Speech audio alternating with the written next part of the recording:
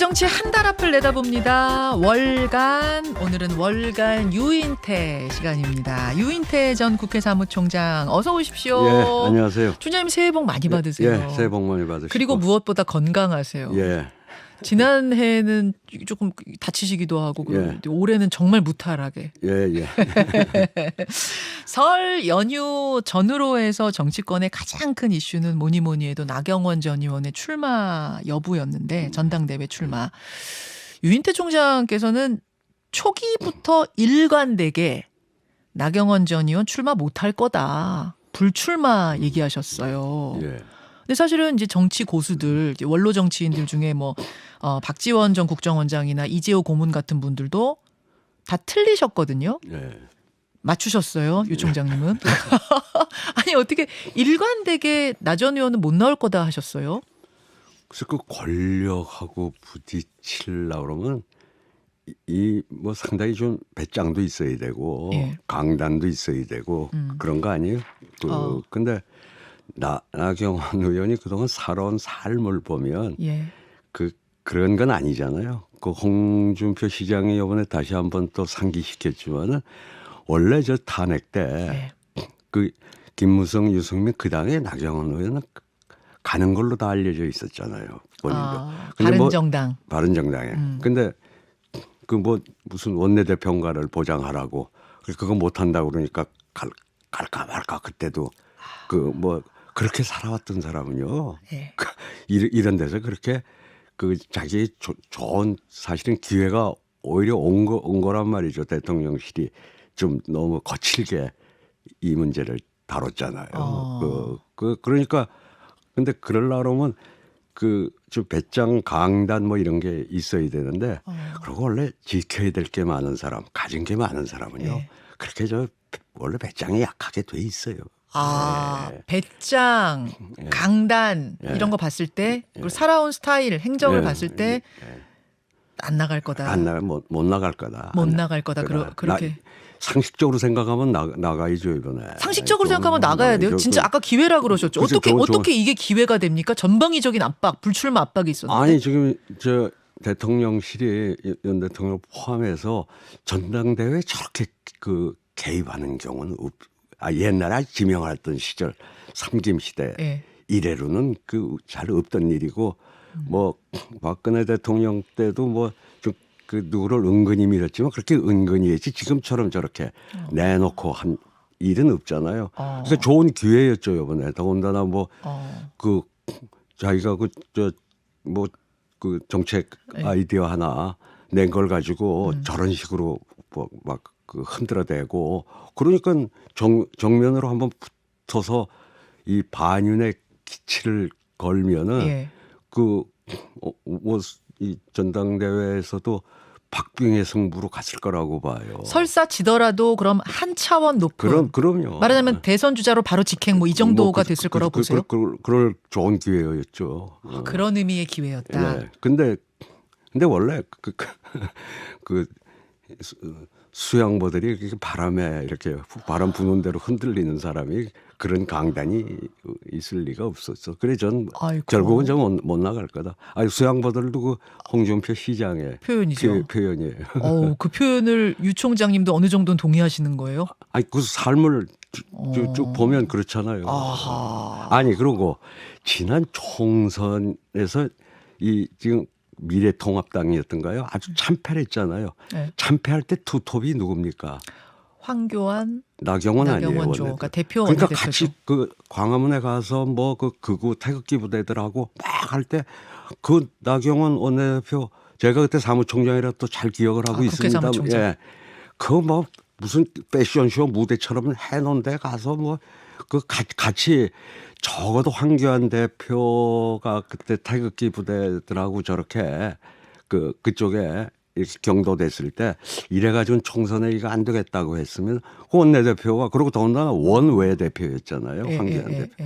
그 나경원 대표가 자기 중심이 있는 사람이라고 그랬으면 총선 저렇게 난 그 후에 저런 지지율이 나오는 걸 보고 당심이 선거망신 두 장본인 중에 하나인데 온통 그 잘못은 황교안 대표 혼자 다 뒤집어쓰고 난 나경원 그 당시 원내대표는 왜 그렇게 당심에서도 많이 나오는지 그것도 잘 이해가 안 가더라고요. 그러셨어요. 예, 예. 아무튼 어제 그 불출마를 정확하게 일관되게 맞춘 분이 유인태 총장이신데 어제 기자회견의 하이라이트를 잠깐 좀 보고 올까요? 예. 결국 저의 출마가 분열의 프레임으로 지금 작동하고 있고 극도로 혼란스럽고 이 국민들께 정말 안 좋은 모습으로 비춰질 수 있는 부분이 있기 때문에 당을 사랑하는 마음으로 솔로몬 재판의 진짜 엄마의 심정으로 제가 그만두기로 결정했습니다. 저한테 출마의 결정은 좀 쉬웠을지 모릅니다. 그러나 불출마의 결정은 저에겐 굉장히 용기가 필요한 것이었고 거듭 말씀드리지만 당을 사랑하는 마음도 솔로몬 재판의 진짜 엄마의 심정으로 이번에 그만두기로 결정했습니다.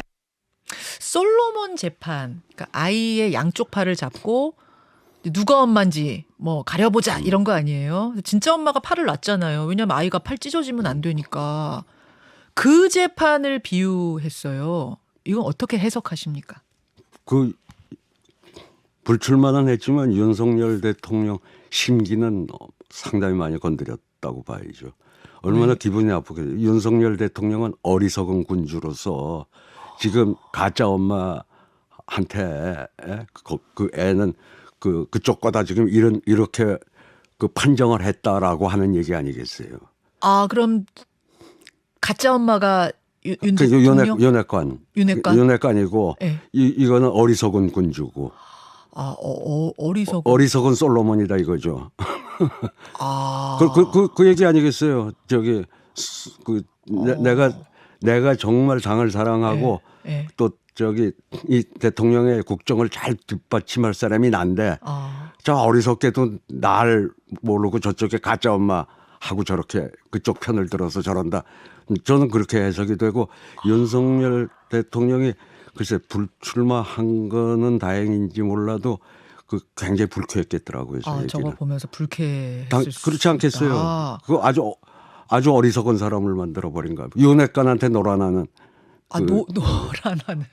그렇잖아요. 그 가짜 엄마, 가짜 엄마를 저 진짜 엄마로 저 판정한 그런 사람이 돼버린 거 아닌가요? 자, 그러면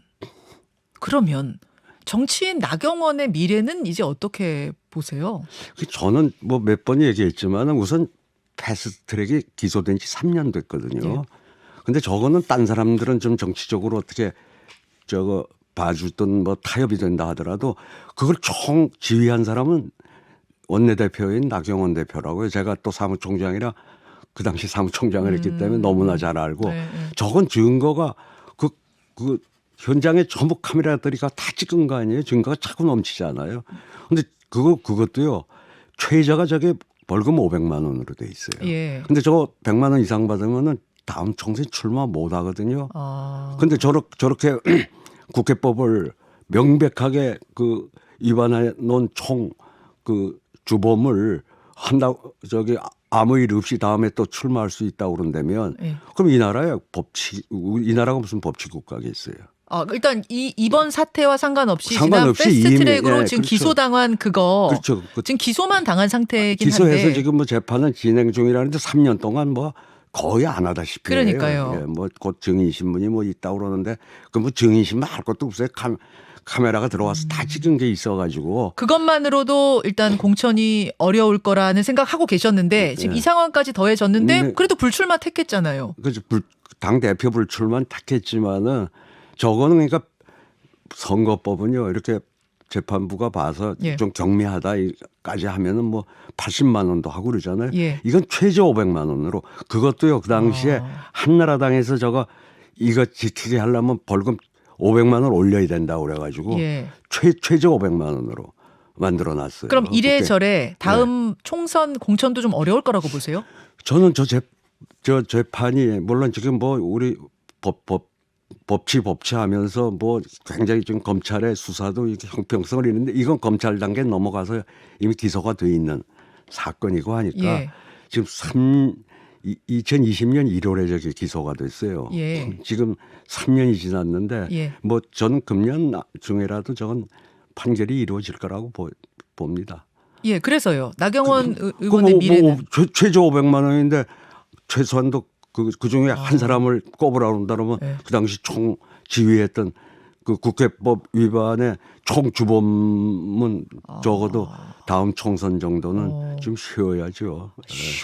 게다가 지금 당내 입지까지 이렇게 되면서 이래저래 그럼 정치인 나경원 전 의원의 미래는 상당히 좀 어둡다고 보시는 거군요. 뭐 한 번 쉬고 또 그 다음에 대개 한 번 불이익 당하면 네. 저 국회법이다 저 선거법이다 위반하면 또 이제 5년 후가 되나요?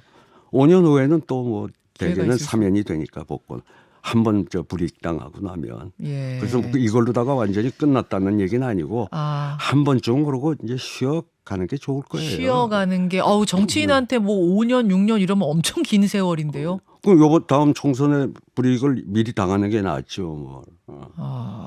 이미 알겠습니다. 국회법은 저질러 놓은 거고. 예. 알겠습니다.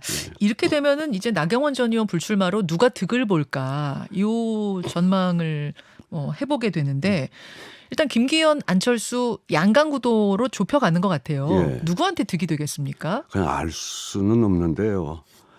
대통령이 1년도 안 됐잖아요. 취임한 지. 예. 뭐 7개월 저기 된 네. 그 대통령이 저렇게까지 드러내놓고 당무 개입한 건 과거의 삼김 시대나 총재 시절에 당 대표를 거의 뭐 지명하다시피 하던 때 빼고 21세기 들어와서는 달라졌어요. 제가 그 20세기 때는 그랬어도 21세기 들어서 처음 보셨어요? 처음 보죠 이런 거를.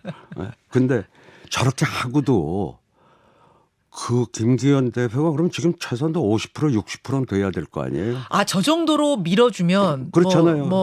50, 60은 지금 그리고 넘었어야 된다. 의원들이 뭐 50명, 60명이 집단 성명까지 낸 초선. 정도고 이렇다고 그러면 예. 그러면 그 정도 돼야 되는데도 불구하고 그 천하가 다 알잖아요, 세상이.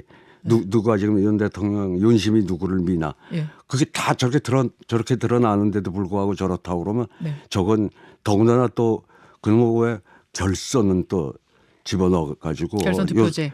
요새 그거는 당원으로 100% 한 건 유승민 의원을 못 나오게 했는데 결선까지 해놔가지고 요새 상당히 후회 막급일 거요. 결선은 괜히 도입했다고. 그러면 지금 분위기로 봐서는 50%를 첫 번째 1차에서 넘기기는 좀 힘들 거라고 보시. 뭐 그동 저렇게까지 그 윤심이 뒷받침돼주고 네. 뭐 또 다 공천을 바래서겠지만은 그 많은 의원들이 지금 저렇게 줄을 섰는데도 저 지지율밖에 안 나오는 거는 저는 결선에서는 상당히 좀 위험할 수도 있다 이렇게 보죠. 1차 통과가 1차에서 끝내기 어려울 거고 결선 가면 뭐 안철수 의원 될 수 있어요. 그렇죠. 그리고 결국은 내년 총선에서 그래도 누가 얼굴이 되는 게 조금 더 유리하겠냐. 전부 지금 총선을 놓고 당원들도 볼 거란 말이죠. 그리고 저는 뭐 그 당에 있질 않아서 그건 잘 모르겠지만 이렇게 당원이 많이 늘었다며 권리당원이 책임 당원이라고 그러던가 거기는 그 이준석 대표 때문에 이렇게 오고 한 사람들은 그렇게 윤심이 뭐 이렇게 휘둘릴 사람들은 아니지 않은가 그렇게. 근데 보여지네요. 안철수 의원은 뿌리가 약하잖아요 그 당에. 그래서 당 지지층 대상 여론조사와는 다른 결과가 당원 투표는 다른 결과가 나올 수도 있다 이런 얘기들도 하던데요. 물론 그렇죠. 그렇긴 한데 그렇더라도 그럼 아까 말씀드린 대로 왜 그렇게 윤심이 하고 그 많은 의원들이 줄을 섰는데도 불구하고 왜 지지도가 저거밖에 안 나오냐. 별 차이가 아니었잖아요. 나경원 하고도 그렇고 지금 뭐 그 30몇 프로 이거밖에 안 나왔잖아요. 그래서 안철수 의원 가능성도 높게 보세요. 지금은 상당히 있다고 봐야죠. 상당히 있다고 보십니까? 봐야죠. 예, 월간 유인태 전 국회 사무총장 지금 만나고 있습니다. 민주당 얘기로 가보죠. 어제 이재명 대표하고 철험회 의원들이 오찬 회동했습니다. 끝나고 나오는 길에 기자들이 이제 막 카메라를 들이댔거든요. 어떤 내용들이 있었냐면은 이제 이재명 대표는 밥 잘 먹고 왔습니다. 이렇게 답을 짧게 했고 민병덕 의원 같은 경우에는 당 대표로서 역할을 많이 하시기로 했습니다. 이런 이야기를 했어요. 어떻게 요 모임과 이 발언들 보셨습니까? 뭐 이제 검찰 뭐 저기 내일 모레인가요? 모레 출석을 한다고 그러죠. 28일. 예. 우선 그 변호사하고 둘이만 가겠다고 한 거는 아주 잘한 걸로 보여지고요. 자꾸 당원 의원들이 가는 거 그 모습이 지난번에도 지적을 했지만은 그렇고 이제 다만 이 의원들이 그 소위 친명계가 아닌 비명계라고 하는 쪽에서는 그 사실 여부를 잘 모르니까 이런저런 좀 의심들을 가졌잖아요. 그리고 저게 터지면 어떻게 되나 말이지. 그런데 시간이 지나고 또 검찰이 지금 작년 7월에 전부 그 소위 특수통 뭐 한동훈 장관의 측근이라고 하는 사람들을 놓고 지금 6개월 이상 뒤진 거 아닙니까? 뒤졌는데도 뭐 딱 부러지는 게 나오는 게 없잖아요.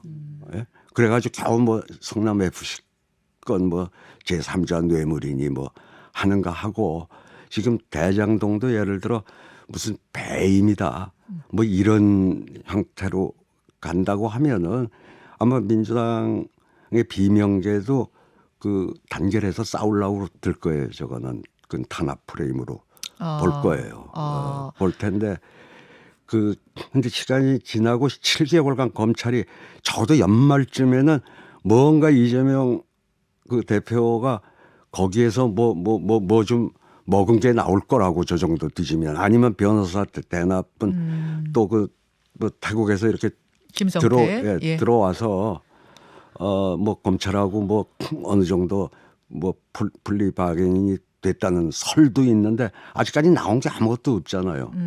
그러니까 많이들 오히려 지금 이 검찰이 그 민주당 의원들에게 야 이재명 대표가 뭐 드러날 아까 말한 그거 외에는 뭐 상당히 그동안 그 700억의 그분이 이재명이라고 저쪽에서 계속 대선 때 공세를 취해왔잖아요. 김만배, 그 이익의 반. 근데 뭐 700억 했는데 뭐 지금 뭐 400몇 억 얘기 나오죠. 뭐 저렇게 검찰이 달라붙어서 저 오랜 시간을 가지고 저렇게 뭐 압수수색을 엄청나게 하고 뭐 엄청난 사람들을 다 소환해서 조사를 하고도 지금 드러나는 게 없으니까. 지금 공소장에는 이재명 대표 이름이 143회에 들어있다고 하고 그 김만배가 그러니까 받을 뭐 이익의 절반이 이재명 대표 거라고 이재명 대표가 승인했다 뭐 이렇게 쓰여 있다고 해요. 글쎄 뭐 그렇게 있다고 해서 그 뭐 서울 밥상에 올려놓으려고 뭐 그렇게 하여튼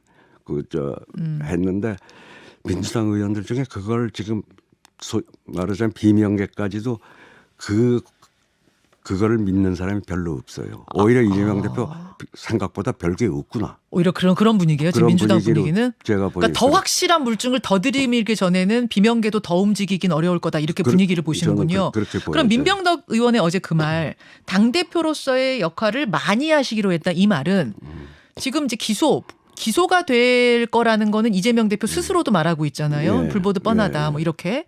기소되더라도 이재명 대표가 당대표직을 내려놓을 가능성, 분리대응할 가능성은 제로라고 보세요. 지금 분위기는? 그러니까 그 검찰이 앞으로 수사 결과하고 지금 현재 문제 삼고 있는 거, 그 성남 FC 뭐 또 선거법 위반, 뭐 허위 사실, 그리고 대장동의 제3자 뇌물 아니, 그 배임아니 이거 가지고 기소한 거에서는 별로 흔들리지 않을 거라고 보여져요. 당 대표직 내려놓을 가능성도 없다고 보시고요. 다만 그 아주 측근이라고 하는 그 두 사람 정진상, 김용 뭐 가령 꽤 많은 돈이 받은 게 본인들은 지금 부인하고 있잖아요. 근데 그거라도 그 관계에 본인들이 인정하는 그런 분명한 부패 혐의가 있으면 저는 거기에 대해서는 좀 근데 아직은 부인하고 있으니까 그 도의적 책임은 져야 된다고 생각을 하죠. 한 30초 남았는데 천원 당원 논란이 있었잖아요. 뭐 김종민 의원하고 이 이른바 개혁의 개딸들 사이에 요거는 어떻게 보셨어요? 21대 총선에서 그렇게 압승한 민주당이 왜 정권 뺏겼어요? 왜요? 강성 지지층에 끌려다닌 것 때문에 뺏긴 건데 가령 그것도 문재인 대통령이 그걸 양념이라고 표현을 했고 지금 아니 이를테면은 뭐 조국 건도 그렇고 그 뭡니까 위성정당 만든 거 그리고 저 서울 부산시장에 후보 내는 거 당원 고친 거 전부 강성 지지층이 나서가지고 그렇게 거기에 전부 끌려가서 저는 이 정권 내줬다고 생각을 합니다. 예. 예. 그 이야기 예. 일단 여기서 본방송 마치고 예. 조금만 더 못다한 이야기 이어가도록 5분만 잡았습니다. 예. 고맙습니다. 예. 예, 라디오 청취자들과 인사 나누고 유튜브로만 함께 하십니다. 아니, 유 총장님 한참 말씀하고 계시는데 제가 어르신 말씀하시는데 또 끊고 저 끝인사를 하는 게 좀 너무 이게 좀 그래서 그래서 제가 유튜브로 5분만 모시기로 했는데 또 바로 흔쾌히 오케이를 해주셔서 감사합니다, 총장님. 예. 아, 오랜만에 오늘 유튜브까지 남으셨어요. 뭐 저번에 한번 언제 있었죠? 한번 언제 한번. 이 카메라 보시면서 우리 꿀단지들한테 인사 한번 이제 시간 좀 있으니까 해주시겠어요? 예, 새해 복 많이 받으십시오. 아 이게 세배 드려야 될 것 같은 느낌이 제가 드는데 그러니까 건강하시고 진짜 유 총장님도 아니 이렇게 지금 정치권 돌아가는 모습들 쭉 보시면서 새해 맞아서 어떤 생각 드셨어요? 아니 그러니까 전 뭐 새해를 맞고 안 맞고 간에 이 현재 육공화국의 이 정치 체제 그러니까 뭐 대통령 중심제, 소선거구제 이래 가지고는 정말 우리가 다른 부분에서는 뭐 경제도 그렇고 뭐 다 이게 선진국에 이미 들어왔다 그러잖아요. 근데 이게 이 정치가 바뀌지 않고는 이 경제도 언제 다시 낙후할지 도로 뭐 여러 가지 위기 아닙니까? 근데 육공화국 체제를 그대로 가져가 가지고는 오히려 정치가 모든 발목을 잡고 있잖아요. 그 이야기 이제 개헌과 정치제도 개혁에 관한 이야기 잠시 후에 조금만 더 나누고 일단은 아까 본방송에서 하시던 말씀을 좀 마무리 지으면 좋을 것 같은데요. 그러니까 천원 당원 논란이 뭐냐면 지금 민주당이 이 당비 1,000원 내면은 뭐 투표권 갖는 그런 당원이 되지 않습니까? 요거에 대해서 김종민 의원이 11월에 어떤 토론회에서 한 발언이 있대요.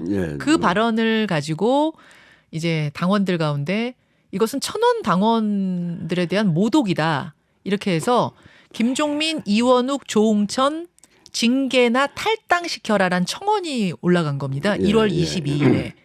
그러자 이제 김종민 의원이 그거는 11월에 한 내 발언을 왜곡한 거다. 왜곡 짜깁기 한 거다. 난 그런 의미가 아니라 1,000원 당원들의 진짜 가치를 높이기 위해서 지금은 약간 사당화가 되고 있다. 그래서 오히려 그분들의 가치를 높이기 위한 쪽으로 뭐가 돼야 된다라는 그런 의미였는데 그분들을 비하한 것처럼 지금 왜곡해서 청원이 올라간 거다. 이렇게 하면서 이제 논란이 일어난 거거든요. 그거 왜곡이죠. 그러니까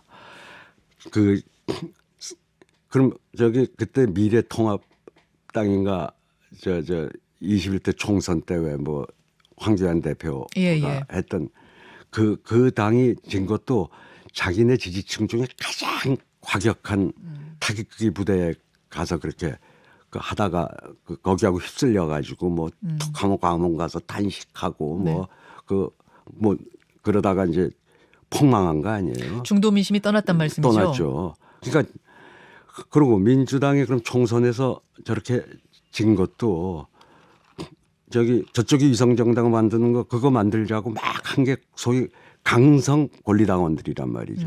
거기서 그렇게 하니까 그거 위성정당 만드는데 이해찬 대표 떼고 그다음에 이낙연 대표도 또 그 강성 당원들이 처음에 부산시장 하나 뭐 성추행으로 오거돈 시장 그러고 그다음에 이제 박원순 시장까지 되니까 아니 선거에 이걸 후보를 원래 당원대로 하고 당원 그 강성 당원들의 요구에 의해서 전당원 투표를 해가지고 다 당원 개정을 해서 그게 망하는 길이었잖아요. 둘 다. 지방선거. 그러니까 무슨 이렇게 좀 그 저기 수구일을 하는 그런 게 아니잖아요. 몇몇의 선동에 그냥 휩쓸려 버렸단 말이죠. 그 소위 권리당원, 강성 권리당원들의 그러니까 저는 김종민 의원이 그 토론회 제가 참석을 안 해서 뭐 전체 그 분위기는 모르겠는데 말하자면 강성 그 소수의 권리당원들에게 당이 그렇게 끌려가 가지고는 희망이 없다 하는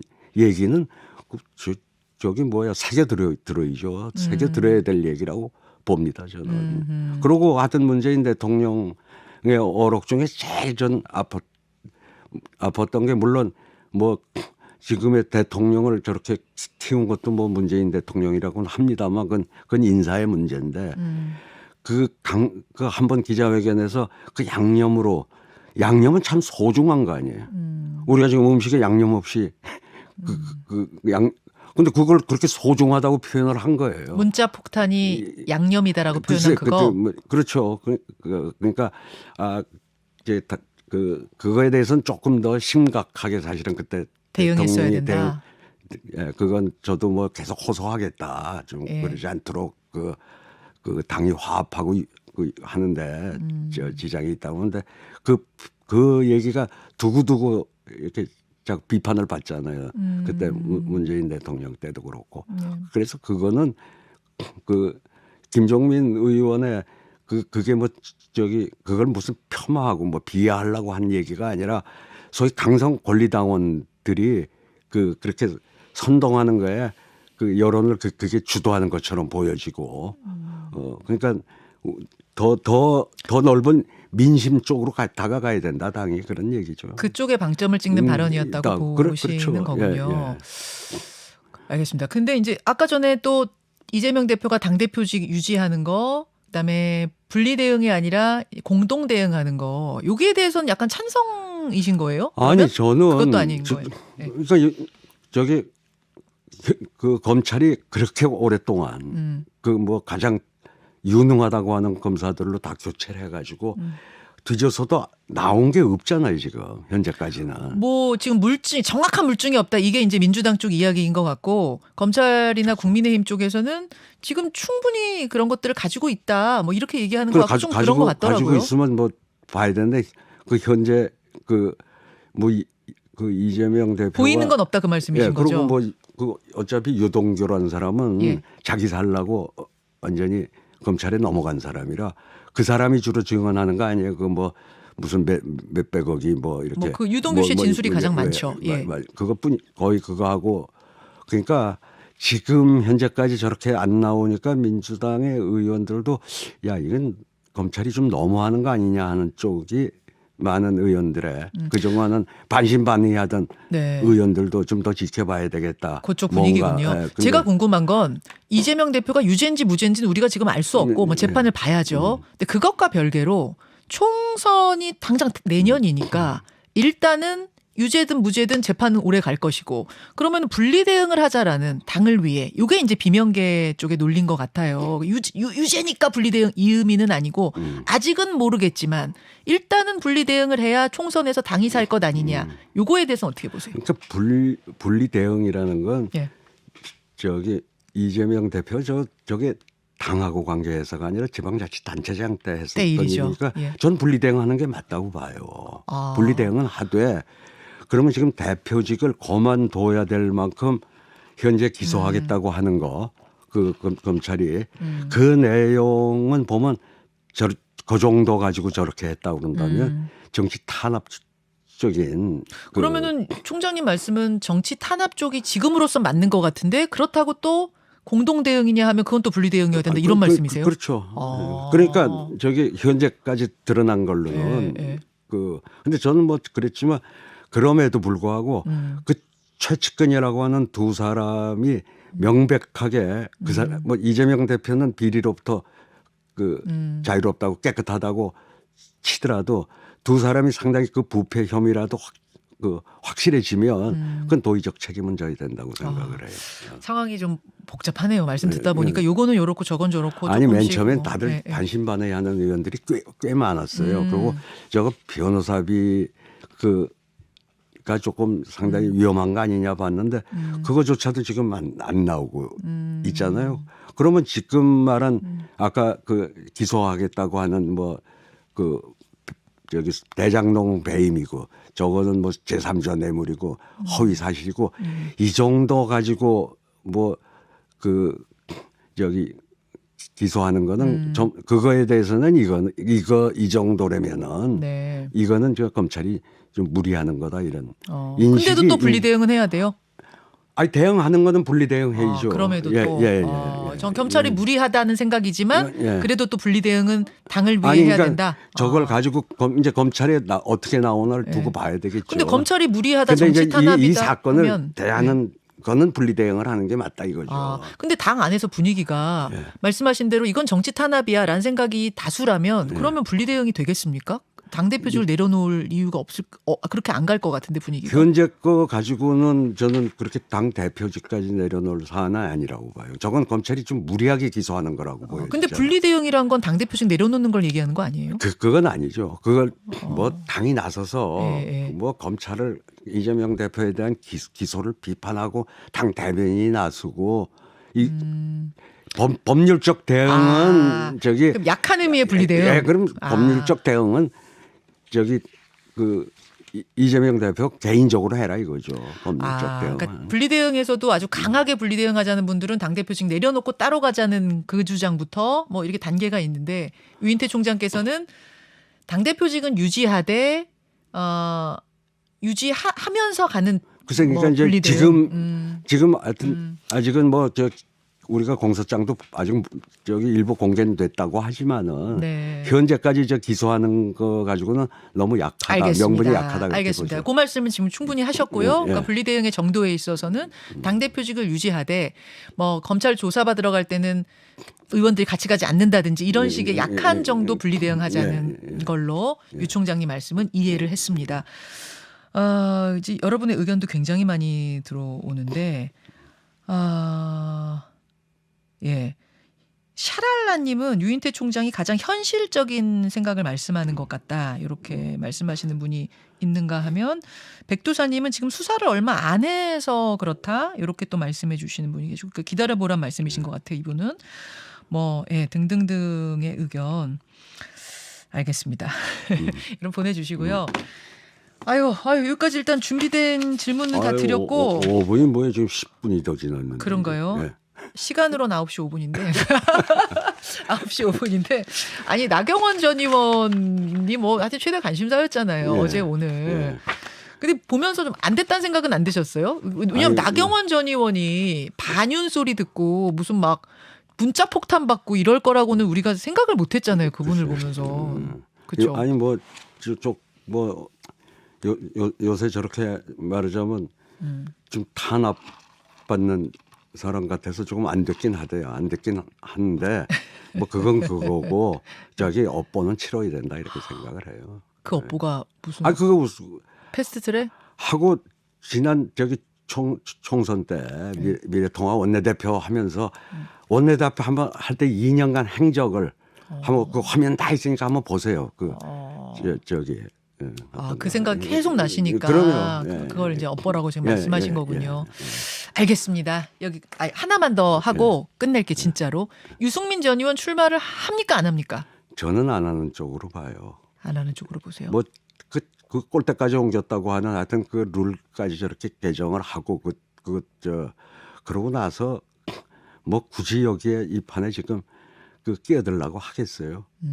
그러니까 저는 유승민 대표 경우는 이른바 이번에 그 선거제 개혁이 되면은 자기하고 그 뜻이 맞는 좀 합리적인 그 보수 정당을 하나 창당을 하는 길이 하나 있을 거고 만약에 이게 지금처럼 이 체제가 그대로 간다고 하더라도 저는 내년 총선을 앞두고는 뭐 유승민 대표 주가는 굉장히 높아질 거라고 봅니다. 만약 다당제가 가능한 이 선거제도 개혁이 일어나서 다당제가 가능한 상황이 되면 창당하면 유승민 당은 영향력이 있을 거라고 꽤, 보세요? 꽤 있을 거라고 한 봅니다. 뭐 대략 몇 석 정도? 근데 그거는요 또 이제 얼마나 세를 넣느냐하고 네. 근데 유승민 그 의원이 갖고 있는 그 가치나 철학에 동조할 수 있는 동지들은 꽤 있을 거예요. 그 지지는. 근데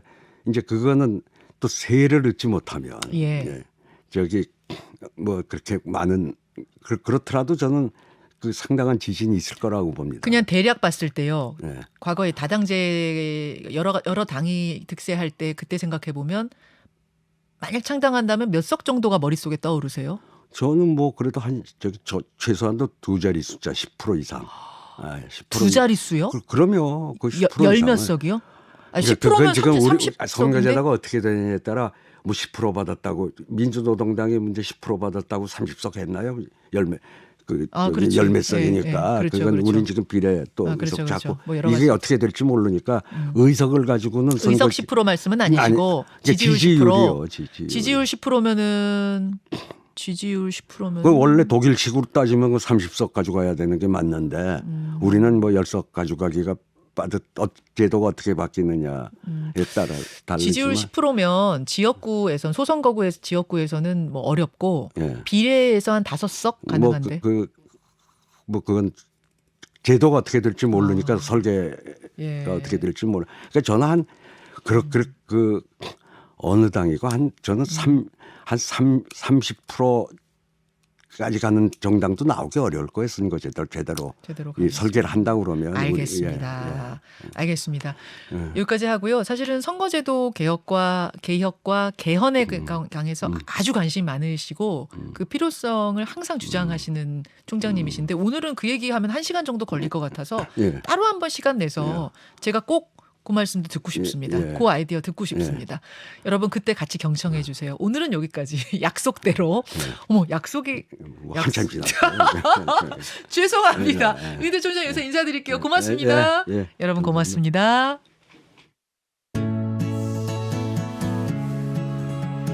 김현정의 뉴스쇼는 시청자 여러분의 참여를 기다립니다. 구독과 좋아요, 댓글 잊지 않으셨죠? 알림 설정을 해두시면 평일 아침 7시 20분 실시간 라이브도 참여하실 수 있습니다.